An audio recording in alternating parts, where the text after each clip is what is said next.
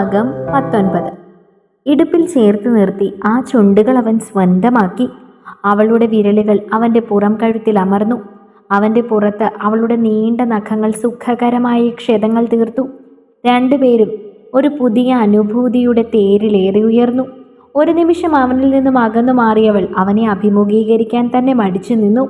മേൽമീശ കടിച്ച് ചെറുചിരിയോടെ അവൻ അവളുടെ മുഖത്തേക്ക് നോക്കി. അപ്പോൾ ഈ പറയുന്ന ധൈര്യമൊന്നും ഇല്ലല്ലേ? ചെറുചിരിയോടെയാണ് അവൻ ചോദിച്ചത്. ധൈര്യമോ? ആര് പറഞ്ഞു? മുഖത്തേക്ക് നോക്കാതെ അവൾ മറുപടി പറഞ്ഞു. ഫോൺ വിളിക്കുന്നതിനിടയിൽ ഒരു 100 തവണയെങ്കിലും പറയുന്നുണ്ടല്ലോ, അനുവേട്ട, ലവ് യു, ഉമ്മ എന്നൊക്കെ. അപ്പോൾ പറയാനുള്ള ധൈര്യമേ ഉള്ളൂ. ചെറുചിരിയോടെ അവനത് ചോദിച്ചപ്പോൾ അവളൊന്ന് തുറച്ചു നോക്കിയിരുന്നു. അവൾക്ക് പ്രണയം നിറഞ്ഞ മിഴികളോടെ അവനും. അവൾക്കറിയാമായിരുന്നു ആ കണ്ണുകളിൽ കാണുന്ന സാഗരം മുഴുവൻ തന്നോട്ടുള്ള പ്രണയമാണെന്ന്. അത്രമേൽ പ്രിയപ്പെട്ട ഒരുവനിൽ നിന്നും തൻ്റെ അനുരാഗത്തിൻ്റെ ആദ്യത്തെ മുദ്ര സ്വീകരിച്ച അനുഭൂതിയിലായിരുന്നു അവൾ. സിരകളിൽ ലഹരി നിറയ്ക്കുന്ന പ്രണയത്തിൻ്റെ ഒരു തീവ്രമായ അനുഭൂതിയിൽ. ആ നിമിഷം അവൻ അവളിലേക്ക് മാത്രം ചുരുങ്ങി. അവളെ കൂടുതൽ അറിയുവാൻ വേണ്ടി അവൻ്റെ ഉള്ളം വല്ലാതെ മിടിക്കുന്നുണ്ടായിരുന്നു. വീണ്ടും ഒരു കുസൃതിയോടെ തനിക്കരികിലേക്ക് വന്നവനെ അവൾ തന്നെയാണ് തട്ടിമാറ്റിയത്. ആരെങ്കിലും കാണും അനുവേട്ട, ഒരു മുന്നറിയിപ്പ് പോലെ അവൾ പറഞ്ഞു. ഈ മധുരം എനിക്ക് ഒരുപാട് ഇഷ്ടമായി. കുസൃതിയോടെ വീണ്ടും പറഞ്ഞവനെ ഒന്ന് കൂർപ്പിച്ച് നോക്കിയവൾ. ഇത് അമ്പലമാണ്, ശുദ്ധവും വൃത്തിയുമുള്ള സ്ഥലം. ഇവിടെ വെച്ച് ഇങ്ങനെ അനാവശ്യം പറഞ്ഞുകൂടാ. എൻ്റെ ആവശ്യം നിനക്ക് അനാവശ്യമായിരിക്കും. പഴയ ഡയലോഗ് അതേപോലെ പറയുന്നവനെ കണ്ട് അറിയാതെ അവളും ചിരിച്ചു പോയിരുന്നു. സ്വതവേ ചുവന്ന മുഖം ഒന്നുകൂടി ചുവന്നിരിക്കുന്നു. അതവനെ വീണ്ടും വീണ്ടും ആവേശത്തിലാഴ്ത്താൻ കഴിവുള്ളതായിരുന്നു. ഒരു നിമിഷം പോലും നിന്നെ പിരിയാൻ വയ്യാതെയായിട്ടുണ്ട്.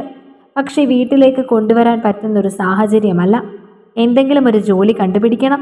ശേഷം നിന്നെ സ്വന്തമാക്കണം. അത്രമാത്രമാണ് ഇപ്പോൾ എനിക്ക് മോഹം. തീർത്തും ആത്മാർത്ഥമായാണ് അവനത് പറഞ്ഞതെന്ന് അവൾക്കറിയാമായിരുന്നു.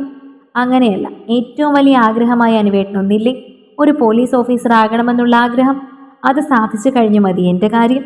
ഞാൻ എന്നും സ്വന്തമായിരിക്കും. എൻ്റെ കാര്യം ഓർത്ത് ഒരിക്കലും അനുവേട്ടൻ്റെ ആഗ്രഹങ്ങളും ലക്ഷ്യങ്ങളും ഉപേക്ഷിക്കാൻ പാടില്ല. അപ്പോൾ ഞാൻ പോലീസ് ഓഫീസർ ആയാൽ മാത്രമേ നീ എന്നെ കെട്ടൂ എന്നാണോ പറഞ്ഞതിൻ്റെ അർത്ഥം? ഒരു കുഞ്ഞു ചിരിയോടെ അവനത് ചോദിച്ചപ്പോൾ അവളുടെ മുഖത്തെ പുഞ്ചിരി മാഞ്ഞത് അവന് മനസ്സിലായിരുന്നു. അങ്ങനെ തോന്നുന്നുണ്ടോ? കണ്ണുകൾ നിറയാൻ വെമ്പി. ഇല്ലടി, നിന്നെ എനിക്കറിയില്ലേ. എനിക്ക് ആദ്യമേ പറഞ്ഞതല്ലേ എന്നോടുള്ള ഇഷ്ടം യാതൊരു മാനദണ്ഡങ്ങളും ഇല്ലാത്തതല്ലേ എന്ന്. സത്യം പറഞ്ഞാൽ ആ ഒരു വാക്കാണ് എൻ്റെ ഹൃദയത്തിൽ പതിഞ്ഞു പോയത്. എല്ലാ പ്രശ്നങ്ങളോടെയും എനിക്ക് അനുവേട്ടനെ ഇഷ്ടമാണെന്ന്. അത് പറഞ്ഞ ആ ദിവസം തന്നെ എൻ്റെ ഉള്ളിൽ നീ പതിഞ്ഞു പോയിരുന്നു. പക്ഷേ ഞാനത് മനസ്സിലാക്കാനും നിന്നോട് പറയുവാനും കുറച്ച് ദിവസങ്ങൾ വേണ്ടി വന്നു. പ്രണയം മനുഷ്യനെ അന്ധനാക്കുന്നുവെന്ന് പറയുന്നത് സത്യമാണ്. അങ്ങനെയല്ല, എൻ്റെ ആഗ്രഹം എല്ലാവരുടെയും മുൻപിൽ എല്ലാം നേടി വിജയിച്ചു നിൽക്കുന്ന അനന്തുവേട്ടനെ കാണുന്നതാണ്.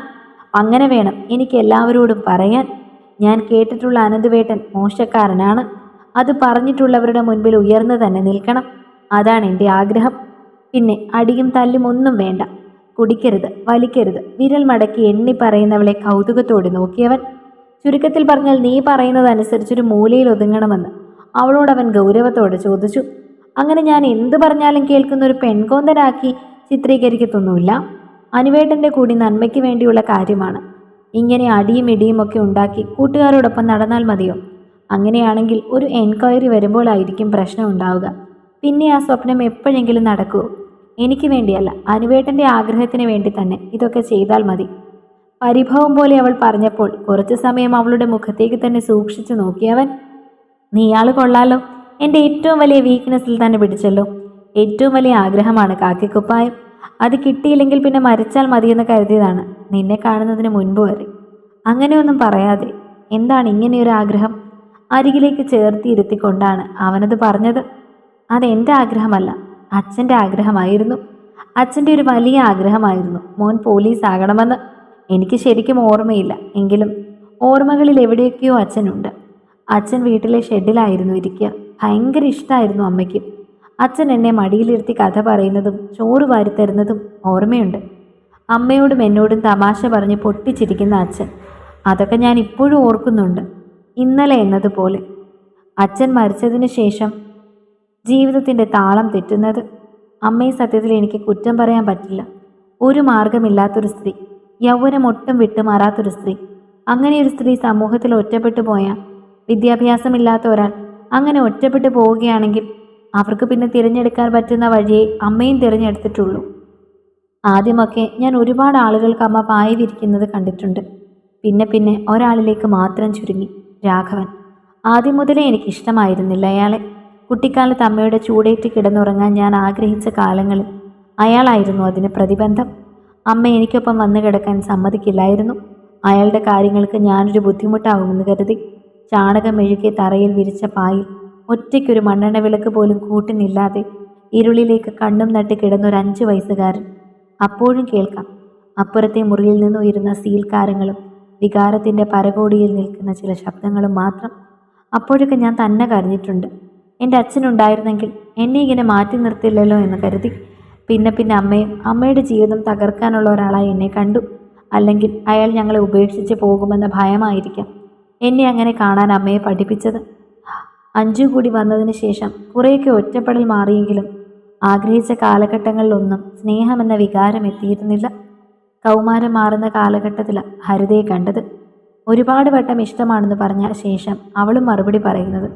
പക്ഷെ അവൾക്കൊരു ചുരിദാറിന് വേണ്ടിയോ അല്ലെങ്കിൽ ഒരു ഐസ്ക്രീമിന് വേണ്ടിയോ ക്യാഷ് കൊടുക്കുന്ന ATM മാത്രമായി. ഒരിക്കലും എന്നെ അവൾ സ്നേഹിച്ചിരുന്നില്ല. നീ ചോദിക്കുന്ന പോലെ ഇന്ന് വരെ ഭക്ഷണം കഴിച്ചോ എന്ന് പോലും അവൾ ചോദിച്ചിട്ടില്ല. അതുകൂടി പറഞ്ഞപ്പോഴേക്കും അവൻ്റെ കണ്ണുകൾ നിറഞ്ഞിരുന്നു. അവൻ അരികിലേക്ക് നീങ്ങി ആ കൈകളുടെ മുകളിൽ ദിവ്യ തൻ്റെ കൈവച്ച ശേഷം അതിലേക്ക് ചുണ്ടുകൾ ചേർത്തു. ആ ചുംബനത്തിന് പ്രണയമായിരുന്നില്ല, വാത്സല്യവും കരുതലുമായിരുന്നു. നിറകണ്ണുകളോടെ അവൾ പറഞ്ഞു, ഇനി ഒരിക്കലും എൻ്റെ അനുവേട്ടൻ ഒറ്റയ്ക്കല്ല, ഞാനുള്ള കാലത്തോളം. അവൻ്റെ കണ്ണുകൾ നിറഞ്ഞിരുന്നു. അവൻ അരികിലേക്ക് നീങ്ങിയിരുന്നു. ദിവ്യ കൂടെ ഉണ്ടാവണം, ഇല്ലെങ്കിൽ ഒരു പക്ഷേ ഇനി എൻ്റെ ജീവിതം ഒരു മരണത്തിൽ മാത്രമേ കലാശിക്കൂ. എന്താണ് ഈ പറയുന്നത്? പെട്ടെന്ന് അവൻ്റെ വായിൽ പൊത്തി വാക്കുകൾ തടഞ്ഞിരുന്നു അവൾ. ഞാൻ പറഞ്ഞില്ലേ, ജീവിതത്തിൽ ഒരുപാട് അനുഭവിച്ചവനാണ്. ഇനിയൊരു വേർപാട് കൂടി എനിക്ക് താങ്ങാൻ സാധിക്കില്ല. നിന്റെ ഭാഗത്തു നിന്നും അങ്ങനെ ഉണ്ടായാൽ തിരഞ്ഞെടുക്കാൻ എൻ്റെ മുൻപിൽ മരണം മാത്രമേ ഉള്ളൂ. അനുവേട്ടനെ മറക്കണമെങ്കിൽ അന്ന് എൻ്റെ മരണമായിരിക്കും. ഇല്ലാതെ അങ്ങനെയൊന്ന് എൻ്റെ ജീവിതത്തിൽ ഉണ്ടാവില്ല. അങ്ങനെ മുറിവേൽപ്പിച്ചു പോവാൻ വേണ്ടിയല്ല ഇത്രയും നാൾ കാത്തിരുന്ന് ഞാൻ സ്വന്തമാക്കിയത്. ഇനിയും എൻ്റെ സ്നേഹത്തിൽ അനുവേട്ടന് സംശയം തോന്നുന്നുണ്ടോ? ഒരു സംശയവുമില്ല, പറഞ്ഞതേ ഉള്ളൂ. പിന്നെ നമ്മൾ ആഗ്രഹിച്ചാലും വിധി തീരുമാനിക്കുന്നത് എന്താണെന്ന് അറിയില്ലല്ലോ. നമ്മുടെ കാര്യത്തിൽ അങ്ങനെ വിധി മറ്റൊന്ന് തീരുമാനിക്കാൻ ഞാൻ സമ്മതിക്കില്ല. അത്രമേൽ സ്നേഹിച്ചു. കൊഞ്ചി പറഞ്ഞു അവൻ്റെ തോളിൽ ചാഞ്ഞവൾ. ഞാനും. ഏറെ ആർദ്രമായി അവളുടെ കവിളിൽ തലോടിക്കൊണ്ട് അവൻ പറഞ്ഞു, സമയം ഒരുപാടായി. രണ്ടുപേരും ഒരുമിച്ചാണ് ഇറങ്ങിയത്. ആ രാത്രി പതിവിലധികം സന്തോഷത്തിലായിരുന്നു അനന്തു. അച്ഛൻ്റെ ഷെഡിൻ്റെ അരികിലേക്ക് ചെന്നു. അവിടെ ഇരുന്ന് കുറേ നേരം അവളെക്കുറിച്ച് ആലോചിച്ചു. അച്ഛൻ്റെ ആത്മാവ് അവിടെ ഉണ്ടെന്ന വിശ്വാസത്തിൽ പ്രിയപ്പെട്ടവളെക്കുറിച്ച് വിശദമായി സംസാരിച്ചു. അച്ഛന് ശേഷം ഹൃദയം തുറന്ന് ഞാൻ സ്നേഹിച്ചിട്ടുള്ളത് അവളെ മാത്രമാണെന്ന് തോന്നുന്നു. ഇത്രയും കാലം ഞാൻ കാത്തിരുന്നത് ഇവൾക്ക് വേണ്ടിയായിരുന്നു എന്ന് എൻ്റെ മനസ്സ് പറയുന്നച്ച. അച്ഛൻ്റെ അനുഗ്രഹം ഉണ്ടാവണം. ഇനിയുള്ള ജീവിതത്തിൽ അത് മാത്രമാണ് എനിക്ക് ആകെ ആശ്രയമായി ഉള്ളത്. അവനെ തലോടിപ്പോയ കാറ്റിനപ്പോൾ അച്ഛൻ്റെ വിയർപ്പിൻ്റെ ഗന്ധമാണെന്ന് അവന് തോന്നി. അവൻ ഏറെ പരിചയമുള്ള, ഏറെ നൊമ്പരപ്പെടുത്തുന്ന ഗന്ധം. എന്നും ആ മടിത്തട്ടാണ് സുരക്ഷ ഒരുക്കിയിട്ടുള്ളത്. എന്നും ആ ഹൃദയമാണ് തന്നെ അറിഞ്ഞിട്ടുള്ളത്. അന്ന് അവിടെ തന്നെ കിടന്നാണ് ഉറങ്ങിയത്. നെഞ്ചിലുള്ള ആൾ ആ രാവിലും സ്വപ്നത്തിന് വർണ്ണങ്ങൾ പകർന്നു. പിറ്റേന്ന് രാവിലെ എഴുന്നേറ്റപ്പോൾ അവളുടെ ഫോൺ പ്രതീക്ഷിച്ചെങ്കിലും അത് ലഭിക്കാതെ വന്നപ്പോൾ ഭ്രാന്ത് പിടിക്കുന്ന അവസ്ഥയിലേക്ക് അവൻ എത്തിയിരുന്നു. തിരികെ വിളിക്കാനുള്ള ഭയവും. പെട്ടെന്നാണ് സൂരജിൻ്റെ കാര്യം ഓർത്തത്. പെട്ടെന്ന് തന്നെ തയ്യാറായി സൂരജിൻ്റെ വീട്ടിലേക്ക് പോയി. വർഷങ്ങൾക്ക് ശേഷം തൻ്റെ മനസ്സ് ഒരു കൗമാരക്കാരനിലേക്ക് ഒതുങ്ങിപ്പോകുന്നത് ആനന്ദു അറിഞ്ഞിരുന്നു. പതിവില്ലാതെ മുറ്റത്ത് അനന്തുവിനെ കണ്ട് അമ്പരന്നു സൂരജ്. എന്താടാ? ഒന്നുമില്ലടാ, വെറുതെ നിന്നെ ഒന്ന് കാണാമെന്ന് വിചാരിച്ചു വന്നതാ. പെണ്ണ് കെട്ടിക്കഴിഞ്ഞാൽ പിന്നെ നമ്മുടെ കൂട്ടുകാരുടെ അടുത്തൊന്നും വരില്ലല്ലോ, അതുകൊണ്ട് വന്നതാ. പെണ്ണുപിള്ള എന്തി? അവളിവിടെ ഇല്ല. അവളുടെ വീട്ടുകാർ പിണക്കമൊക്കെ മാറി. ഒരു പനി പോലെ ഹോസ്പിറ്റലാണിപ്പോൾ. അങ്ങോട്ട് പോകാമെന്ന് വിചാരിച്ചിറങ്ങിയതാ. അച്ഛനും അമ്മയും അവളുടെ കൂടെയുണ്ട്. ഞാനിപ്പോൾ ഒന്ന് വന്നതാ തുണിയൊക്കെ എടുക്കാൻ. എന്താടാ, കുഴപ്പം വല്ലതും ഉണ്ടോ? ഇല്ലടാ, നീ നിൽക്ക്, സാധനങ്ങൾ ഞാൻ കൂടി എടുക്കാം. പിന്നെ ഞാനൊന്ന് കുടിച്ചിട്ട് വരാം, നീ കുടിച്ചിട്ടോ. അപ്പോഴേക്കും നോട്ടം അപ്പുറത്തെ വീട്ടിലെ മുറ്റത്തേക്കായിരുന്നു. അന്ന് വിവാഹത്തിൻ്റെ ആഘോഷത്തിന് വന്നപ്പോൾ അവളെ അവിടെ കണ്ടതാണ്. അന്ന് ആ കാഴ്ച അലോസരപ്പെടുത്തിയെങ്കിൽ ഇന്നത് തീവ്രമായി ആഗ്രഹിക്കുന്നു. എത്ര നോക്കിയിട്ടും കാണുന്നില്ല. മുറ്റത്ത് ഓടി നടക്കുന്ന ഒരു കൊച്ചുകുട്ടിയെ കാണാം. അതിന് പുറകെ ഓടുന്ന ഒരു കോട്ടൺ ചുരിദാറിട്ട പെൺകുട്ടി. അതവളുടെ ചേച്ചിയായിരിക്കാമെന്ന് തോന്നിയിരുന്നു. എത്ര നോക്കിയിട്ടും പ്രതീക്ഷിച്ച മുഖം മാത്രം അവൻ കണ്ടില്ല. കുറച്ച് സമയങ്ങൾക്ക് ശേഷം ഉറക്കച്ചടവോടെ ഒരു ഹാഫ് പാൻറ്റും ബെന്നിയനും ഇട്ടൊരു പെൺകുട്ടി ഇറങ്ങി വന്നു.